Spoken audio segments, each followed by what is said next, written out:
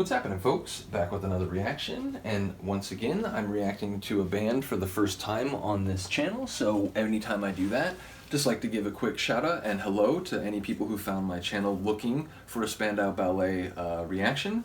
Bottom line, I do things a little bit differently here than other reaction channels. I'm 41, I'm in my early 40s, born in 1980.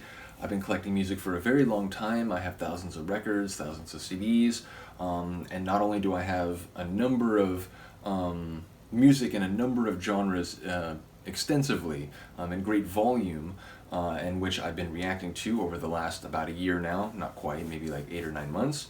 But yeah, in recent times there's been a number of albums that I don't even yet have a copy of myself, though in many cases I plan on getting one, but that a number of friends of the channel have now made available to me, and I've even had a couple people send me vinyl, so this has been an amazing journey. So many awesome people have become friends of the channel and commented on the different reactions, telling me, information about these different groups and which albums they love and their opinions about the different songs.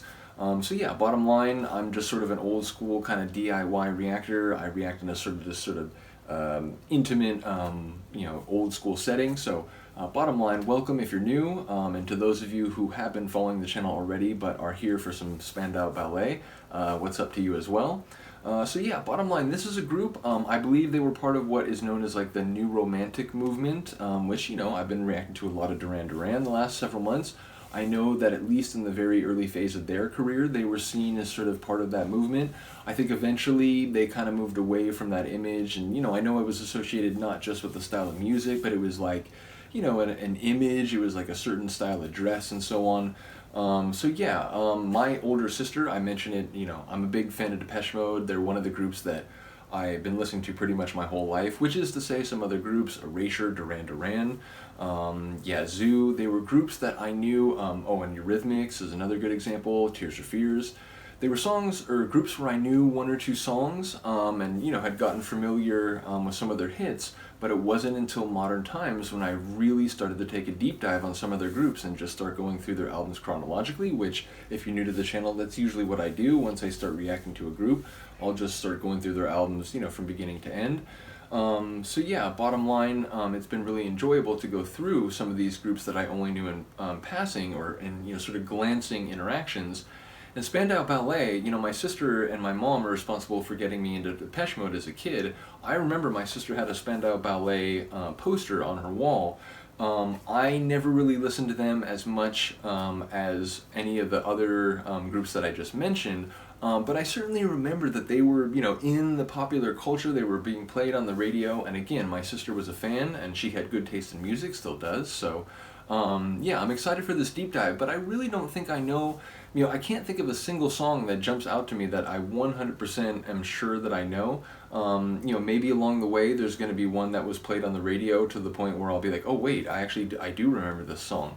But straight out of the gate, it's just, I'm familiar with this group, but I don't think I've heard much, if any, of their music, so this will be a sort of pretty fresh journey through their material, so very much looking forward to it. So we're going to start with the first album, and once again, shout out to Han Solo, big friend of the channel, made so much music available to me. Like seriously, the amount of music in that archive, and I'm going to go through as much of it as I can. It may take me months, it may take me years, but once again, big ups to Han Solo. We're going to start with Journeys to Glory. It's their first album, 1981.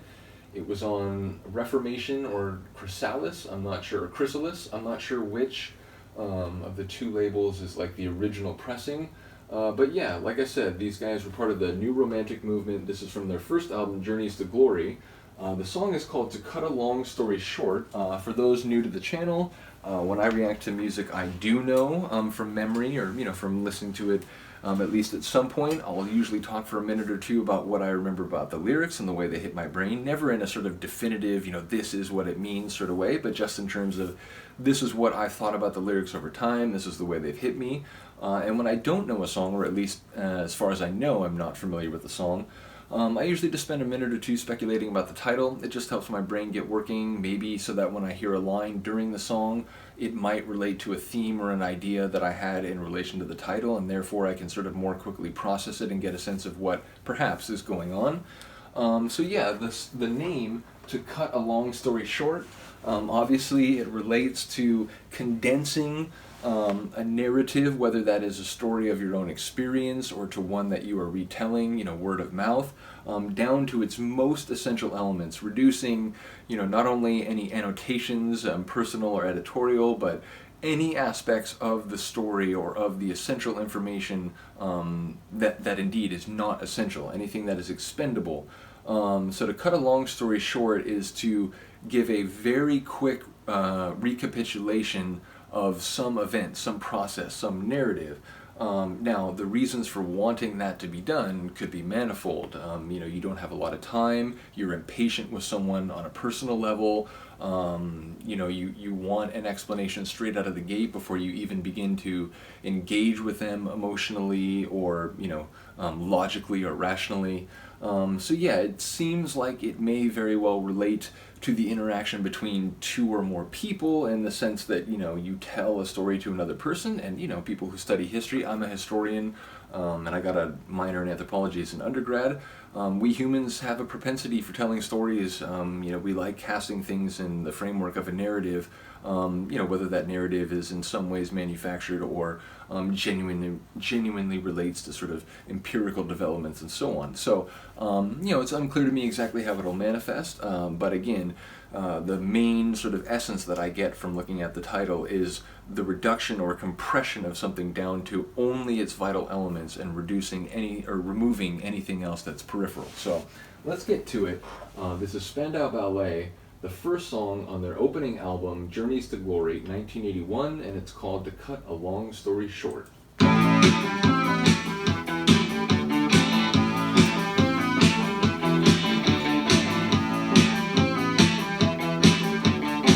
It does have an early 80s kind of edgy synth pop feel.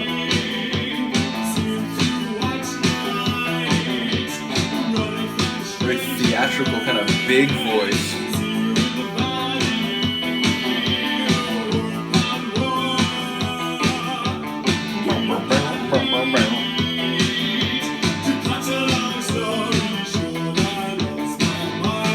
To cut a long story short, I lost my mind. Let's go.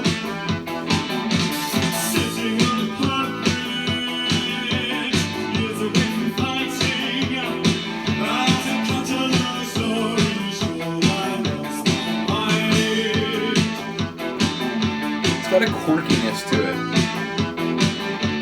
And I do like that. It's sort of a simple synth layer, but I dig it.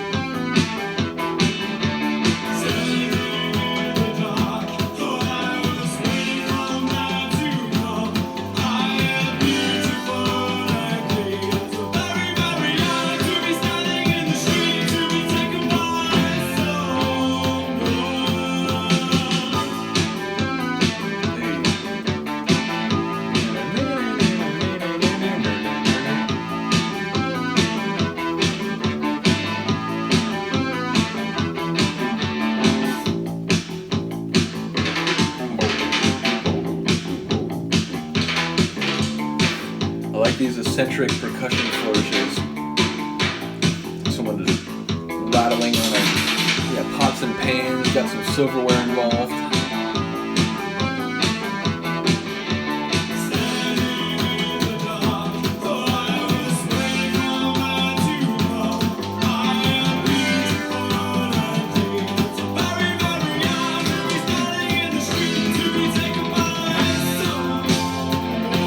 Standing in the street to be taken by someone.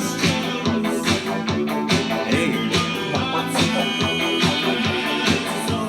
This is 81. The 303 is not mass produced yet, but that bass line is acidic and liquidy.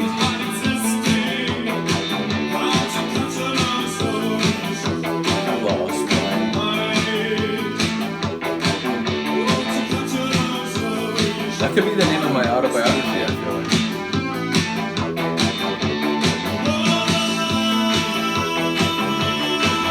Hey.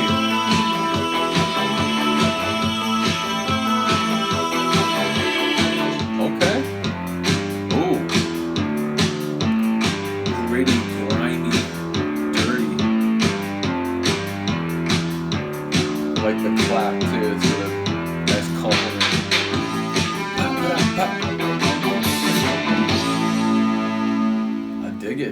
Cool.